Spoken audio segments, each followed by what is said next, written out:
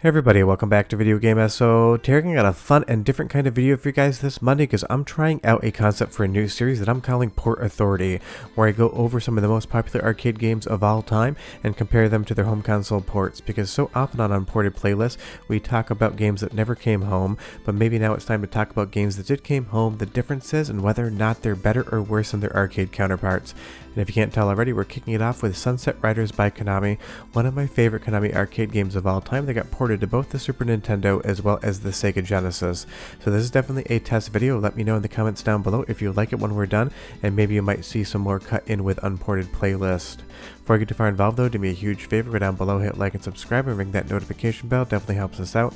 And if you feel so inclined and want to support the channel, we got a Patreon link down below as well. But right off the top, Sunset Riders was an awesome game, and it got ported to both the major home consoles in North America and in Japan. And right now you're watching the arcade footage, and I will tell you when they switch, but it'll be pretty obvious. Right off the top, in the arcade, you can go into different saloon doors and basically spend the night with a lady of the evening to go ahead and get a power-up. It's definitely implied that she is not just a barmaid, she definitely offers other services. You also see there's a little bit of slapstick humor in the arcade version. When you step on that pitchfork, it pops you right in the face.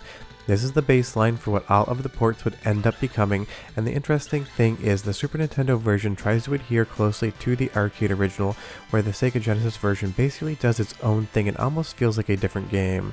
As we move over to the Super Nintendo version now, you're going to see that all of the colors stay consistent, but the first big omission is that the woman in that room there has been completely removed. Obviously, with Nintendo and their family-friendly attitude in the 90s, that was not something that was going to fly. And I will say, even if the graphics definitely take a downgrade here, it is relatively true to the arcade original and does impart the overall look, feel, and vibe of Sunset Riders with all those neon colors and everything like that. You will see the stages basically happen the exact same way as well. This line of bulls is going to come in. You're going to have to jump across them just like you did in the arcade original. Now the interesting outlier here is the Sega Genesis version of the game. It starts completely different, has a way more muted and drab color profile, and basically changes up the level structure, the order in which they came in, and changes so many other things about the game. It almost feels like a different version of Sunset Riders in its entirety. But of course it is Sega, so they're not going to have as much censorship here. You will see in just a moment when we go into these saloon doors, that same woman of the evening that gave you the power-up earlier is going to be back again. So that's something that Sega kept with Konami, where Nintendo got rid of it. But then suddenly you're going to see the bulls in a completely different pattern in a completely different area of the game. The Sega Genesis version is a port, but it feels more like a reimagined port where the developers took a lot of liberties going and doing whatever they wanted. Now back to the arcade version, again you have those bright, colorful, cheery things going on, and you have the best graphics out of the three. Obviously, the Super Nintendo and Sega Genesis were never going to keep up with Konami's own arcade hardware. It's just going to have bigger sprites, it's going to look better, it's going to be the definitive version of the game to play. But the question really is, which is the best version to play if you had to pick just one? So that's kind of what we're here to answer in Port Authority. Show you the differences, show you the similarities, and talk about how these ports actually came about in the first place. As we move into the first boss here, you're going to see that that's a nice big building. You have a lot of animation on those windows there, and when the enemies die, they fall in a really nice manner. On the Super Nintendo side of things, the bullets move slower, the animations aren't quite as fluid, but you still get the same overall scene. If we move over to Sega Genesis, things have completely changed here again. Those shuttered windows have been replaced with sliding windows, the building looks completely different, and you can no longer see the desert in the background versus the arcade version or the Super Nintendo version. In a lot of ways, the Sega Genesis port of Sunset Riders feels like a completely different game. One definitely worth playing, but one that isn't really going to remind you of the arcade original in any way, shape, or form outside of the title and the gameplay. So as we move on to the second stage in the arcade version, we have this level when we're on horseback fighting all these opponents, and soon we're also going to be fighting a covered wagon in front of us. This was level 2 on the arcade original, and it was an awesome kind of mix-up of the overall gameplay. The first stage you spent running left to right, shooting everything down. Now you have what almost seems like an auto-scroller shmup style level. If we move over to the Super Nintendo version, you're going to see it happens the exact same way, except this wagon version comes out much earlier, which is interesting. It does change up the gameplay perspective on the level, but it still keeps the level intact. Where if we move over to the Sega Genesis version, this entire level is omitted right here, and you now have a mini game where you collect power-ups. The same soundtrack is used for all three though, so go ahead and listen to Arcade, Super Nintendo, and Sega Genesis differences, and I'll be right back.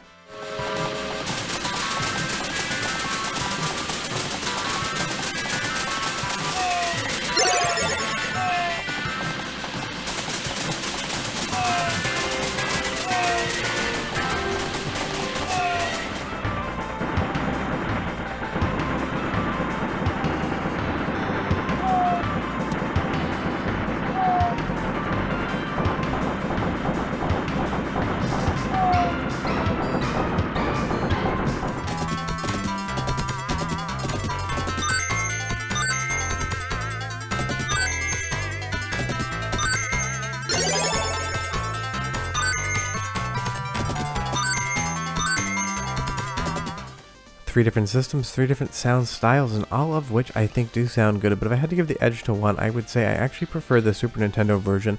The balance between the train and the overall soundtrack is just a little bit better, and you hear a little bit more of the music in the background.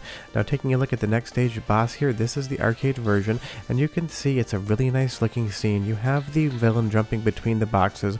As we move over to the Super Nintendo version, the colors have definitely changed ever so slightly. They're not as vibrant, but it still is doing its best to be a faithful port to the arcade original on the second stage here. And what's interesting is if we move over to the Sega Genesis version of the game, this stage is completely different. We end up on a train, and we're going to fight a completely different boss at the end of stage 2, and it's going to be a boss that both the arcade version and the Super Nintendo version use in a completely different area. And that really is the weird thing about the Sega Genesis version of this game. It is completely different than every other version, so much so that it's hard to compare it to the original two. You'll see here we've beaten the boss, candy shoots out of him, but if we move over to the arcade version of the game, we're going to get onto the train much later in the actual runtime experience. And that is a really interesting and strange thing that Sega and Konami did here, obviously Konami being the developer. They basically took apart Sunset Riders and did whatever they wanted with it to kind of change up the overall experience, because you're going to fight El Greco here on the train, where you just saw a completely different boss in the Sega Genesis version. I would say the Genesis version is the least interesting to play because the overall level structure doesn't have the same kind of gameplay hook and evolution as the arcade version or the Super Nintendo version do, but the Genesis version being so different than the other two kind of makes me want to tell you you should play the arcade original and then the Genesis version to get the most complete experience. Because if we put the arcade versus the Super Nintendo side by side, arcade on the left and Super Nintendo on the right, while the Super Nintendo version is a highly competent port of the game, it is not as graphically impressive as the arcade original. It loses the 4-player mode, as does the Sega Genesis version, so if you want to play the original Sunset Riders experience the way Konami intended it, then the arcade version, in my opinion, definitely is the way to go. Nothing against the Super Nintendo port, it's a highly competent version of the arcade original, but the fact that it adheres one-to-one with the arcade original, and you can play this game any way you want, including emulation on MAME, there really doesn't seem to be any reason to play the Super Nintendo port of Sunset Riders outside of pure nostalgia. I especially love that the arcade original obviously has that 4-player mode, so the next game that you have, you can grab 3 of your friends and go from there. And that is the interesting thing about ports to the Super Nintendo and Sega Genesis. Sometimes they could be better, sometimes they could be worse, sometimes they could be one-to-one with some slight graphical changes, and this is a really interesting example of one port on Super Nintendo that tries to be the exact same game just with some graphical downgrades, and the Sega Genesis version, which is basically treating itself like a completely different game, because this is level 3 on the Sega Genesis version, and it is wildly different than anything you're going to see in the other 2 versions of the game. That's why I recommend, if you're going to check out Sunset Riders, play the arcade original version and then move over to Sega Genesis, because you're going to get basically what feels like almost a pseudo remake and pseudo sequel to Sunset Riders on the Genesis version, with so many different level structures, so many different different weird changes to the game. I'm not saying they were for the better. I think the arcade original is definitely better than the Genesis port, but it kind of feels like Konami just decided to make the same game twice, borrowing some elements from the arcade original and then putting in some brand new elements just for the Sega Genesis. And that is what it was like back in the day when you were a gamer in the 90s. You played an arcade game in the arcades, you fell in love with it, and then you bought the home port and you wondered to yourself, was it going to be as good? Sometimes we got really lucky and the port could be even better than the arcade original. Sometimes we basically got off at par where it was the same game with downgrades, and sometimes we got really weird offerings like Sunset Riders on Sega Genesis being half the same game, half a completely new game. But you tell me down below, which one of these did you play back in the day? Have you ever played Sunset Riders? I'm sure most of you at least know it, and now you can at least go and experience it if you haven't. But that is Port Authority, an idea I had just to compare different versions of the same game for fun, because so often in the comments when I talk about unported playlists, if there is an inferior port out there, people still say, but it did get ported, and I say, it's so far away from the arcade original, I don't really consider it perfectly ported. So if you want to see more episodes in this series, leave me a comment down below and let me know, otherwise it might just be a one-off. Short of that, the enemy's dead and we're done. Bye bye.